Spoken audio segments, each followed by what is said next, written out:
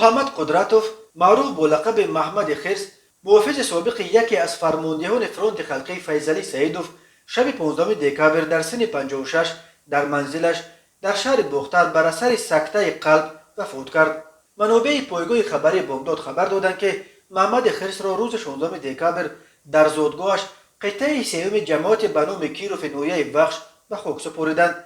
بگاه 15 دکامبر نصرت دیرکتور کارخانه تکستیل بختر برای طبابت به ترکیه پرواز میکرد. محمد خرس نصرت را گسل کرده به خانهاش برگشت و طهارت کرده نماز شام را خواند، ولی هنوز تا نماز خفتن نرسیده دلش زد و یک بار جان داد. نقل کرد یک نفر نزدیک به خانواده محمد خرس: محمد خرس اصلا از قطعه سیب جماعت کیروف نویه بخش بود، ولی یگان 10 سال آخر در شهر بختر زندگی میکرد.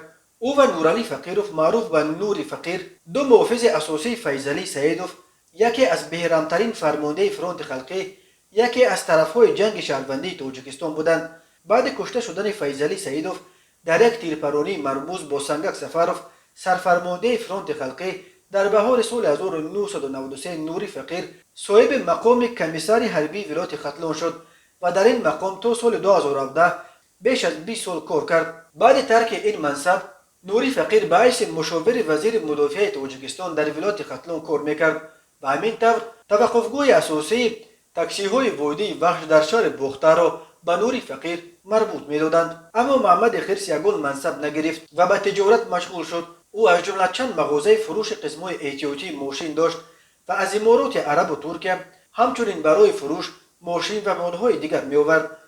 اسم محمد خرس و نوری فقیر ماه اوگوست سال جاری وقتی دوباره در زبان‌ها افتاد که هر دو را برای چند روز با اتهام همکاری با خوجه کریموف ملقب با خوجه کماندیر، فرمانده سابق و حالا زندانی فرانت خلقی دستگیر کردند. منبع بامداد گفته بود مقامات با کدام راه معلومات به دست آوردند که گویا وقتهای در خارج از تاجیکستان در حال فرار قرار داشتن خوجه کماندیر، نوری فقیر و محمد خرس تیز به عیادت او به خارج رفته درباره وضع پروندهش و تا کجا امکان داشتن قطع این پرونده و بازگشت خوجه به تاجیکستان به او معلومات می‌بردند. تصدیق این معلومات توسط منابع رسمی هنوز میسر نشده است، ولی منبع بامداد گفته بود که نوری فقیر برای رهایی از بازداشت حتی چند مدت در بیمارستان بیماری‌های روحی کوکتاش بستری شد. نوری فقیر اولو در بختر به سر میبرد و اکثر وقت را در دفترش در پهلوی توقفگاه تاکسی‌ها سپری میکند.